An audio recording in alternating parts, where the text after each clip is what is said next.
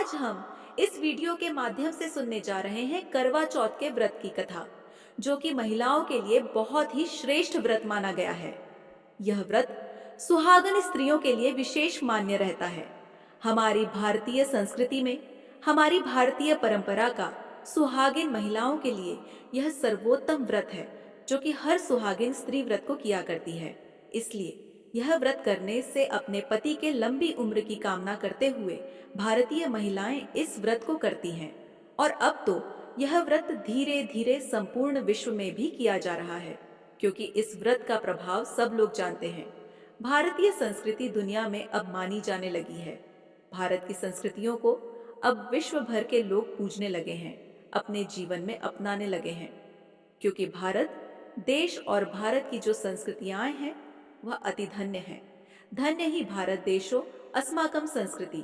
इसलिए उन्हीं संस्कृतियों के अनुरूप यह एक व्रत है, जो कि कार्तिक के महीने में यह व्रत कृष्ण पक्ष की चतुर्थी तिथि को पड़ता है, जिसे हम कर्क चतुर्थी कहते हैं और इसे करवा चौथ का व्रत भी कहते हैं। तो आइए आज हम इस व्रत की कथा सुनने जा रहे हैं। यह व्रत पूरे दिन का होता है और साय को, रात्रि में जब चंद्रमा उदय हो जाता है, तो चंद्रमा का दर्शन करके उसे अर्घ देकर यह व्रत खोला जाता है। पूरे दिन का यह व्रत होता है और उस दिन यह कहानी, जो कथा हम सुनाने जा रहे हैं, यह जरूर सुननी चाहिए। तो आइए शुरू करते हैं हम करवा चौथ के व्रत की कथा। तो पहले हमारे हर वीडियो की तरह जय घोष के रूप में इस वीडियो में भी जाकर के जय श्री कृष्ण जरूर लिखें। तो बहुत समय पहले की बात है, एक साहूकार के साथ बेटे और बहुएं थीं। उसकी एक छोटी बेटी भी थी, जिसका नाम था करवा। और वह सातों भाई अपनी बहन से बहुत ही प्रेम किया करते थे। तो इन दिनों में वह करवा अपने यहाँ आई हुई थी, अपने मायके में आई हुई थी, और करवा चौथ का व्रत उसने अपने मायके में किया। जब वह करवा चौथ का व्रत कर रही थी, तो उस दिन उसके सातों भाई उसके पास में आए और उन्होंने आकर के उसे देखा। तो वह भूख से व्याकुल थी, क्योंकि सुबह से उसने कुछ खाया नहीं था। यह निर्जल व्रत वह कर रही थी। और जब सभी भाई खाना खाने लगे, तो वह अपनी करवा बहन को देख करके बोले कि करवा, तुम भी यह खाना खा लो। तो करवा ने कहा, नहीं भैया, अभी मैं चंद्रमा को देख करके ही, उसे अर्घ दे करके ही खाना खाऊंगी। उसे अर्घ देने के बाद में ही मैं अपना व्रत खोलूंगी, क्योंकि चंद्रमा अभी नहीं निकला है। और इसलिए वह भूख और प्यास से बड़ी ही व्याकुल हो उठी थी।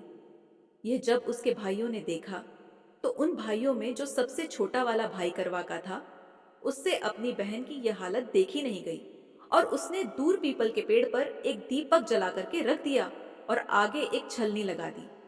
आकर के अपनी बहन से बोला कि वो देखो, दूर चंद्रमा निकल आया है, तुम उसे अर्घ दे दो और अपना व्रत तोड़ लो। जब यह बात करवा ने सुनी, तो वह खुशी के मारे दौड़ती हुई सीढ़ियों पर गई। और जब वह सीढ़ियों पर जाकर के देखती है कि चंद्रमा आ गया, तो वह जाकर के चंद्रमा समझकर उस दीपक को ही अर्घ दे देती है और उसे ही अर्घ देकर के वह अपना व्रत खोलने लग जाती है। और जैसे ही वह भोजन करने के लिए बैठती है, तो उस भोजन करते समय पहला कोर जब वह खाती है, तो उसे छींक आ जाती है। और जैसे ही फिर वह दूसरा कोर खाने लगती है, तो उसमें बाल निकल आता है। और जैसे ही वह तीसरा कोर खाने लगती है, तो उसी समय ससुराल से बुलावा आ जाता है कि तुरंत अपने घर पहुंचो, तुम्हारे पति की तबीयत बहुत खराब है। और जैसे ही वह यह समाचार सुनती है, वह बौखला उठती है। भागती वहां से जाकर के देखती है, तो वहां पर उसके पति की मृत्यु हो जाती है। पति की मृत्यु देख करके वह बहुत ही चिंतित होती है और बहुत बौखला उठती है, बड़ा ही बिलखती रोने लग जाती है। तब उसे उसकी भाभियां जो हैं, वह सच्चाई बताती हैं कि तेरे साथ ऐसा क्यों हुआ। करवा चौथ का व्रत गलत तरीके से तोड़ने के कारण तेरे साथ यह सब हुआ है। बात जब उसे उसकी भाभीियों ने बताई, तो करवा ने उसी समय सोच लिया कि अब मैं अपने पति को जीवित करके ही मानूंगी। और करवा अपने पति के शव को लेकर के 1 वर्ष तक उसकी देखभाल करती रही। और जो सुई नवा घास उस पर उगती थी, वह उसे तोड़ लेती थी। और पूरे साल उसने इसी प्रकार अपने पति की देखभाल की।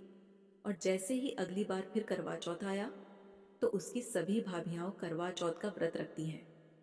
और जब भाभियां उससे आशीर्वाद लेने आती हैं, तो वह प्रत्येक भाभी से कहती है, यम सुई ले लो, पिय दे दो और मुझे भी अपनी जैसी सुहागन बना दो। ऐसा कह कर के वह उन्हें सुई नुमा घास पकड़ाती है, तो कोई भी उससे नहीं लेती। 6 भाभियां उससे मना कर देती हैं। सबके वो पैर पड़ती है, लेकिन कोई भी उसे सुहागन होने का आशीर्वाद नहीं देती। सब वहां से निकल करके चली जाती हैं। लेकिन जब छठवें नंबर वाली भाभी आती है, तो वह करवा उनसे भी सुहागन बनने का आग्रह करती है।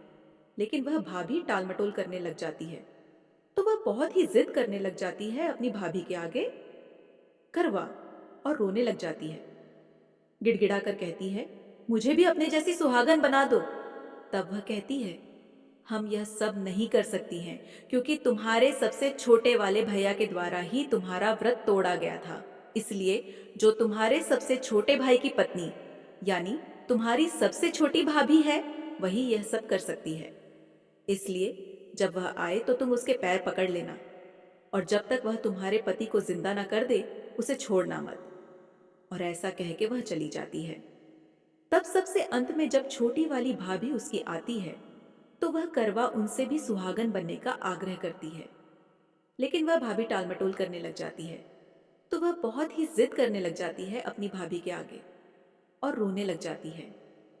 भाभी छुड़ाने के लिए बहुत प्रयास करती है, लेकिन वह नहीं छोड़ती।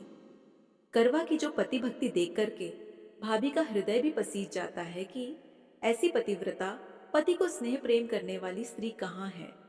और यह समझकर कि वह अपनी उंगली को काटकर उसमें से अमृत की एक बूंद करवा के पति के मुख में डालती है। और जैसे ही वह बूंद उसके मुख में जाती है, तो वह तुरंत श्री गणेश गणेश कह करके करवा का पति उठ खड़ा होता है। यह करवा चौथ के व्रत की कथा का प्रभाव है।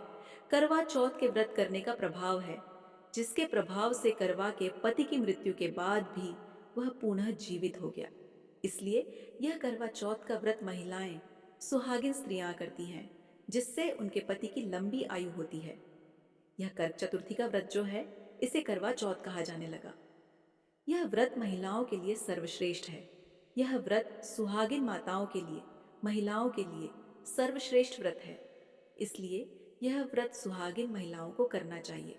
और हमारी भारतीय संस्कृति में हर सुहागिन स्त्री यह व्रत जरूर करती है, क्योंकि इससे बड़ा सुहागिन महिलाओं के लिए कोई भी व्रत या उपवास नहीं होता है। यह समस्त व्रतों में सबसे ऊपर व्रत सुहागिन स्त्रियों के लिए बताया जाता है। इसलिए यह व्रत करने वाली माताओं को यह कथा जरूर सुननी चाहिए, और इस कथा को सुनते ही यह विनती करनी चाहिए कि जिस प्रकार करवा का सुहाग अमर कर दिया, जिस प्रकार करवा को सुहागन बना दिया, उसी प्रकार हे गणेश जी, माँ गौरी, समस्त सुहागिनों को उनके पति की लंबी उम्र का वरदान उन्हें प्राप्त हो।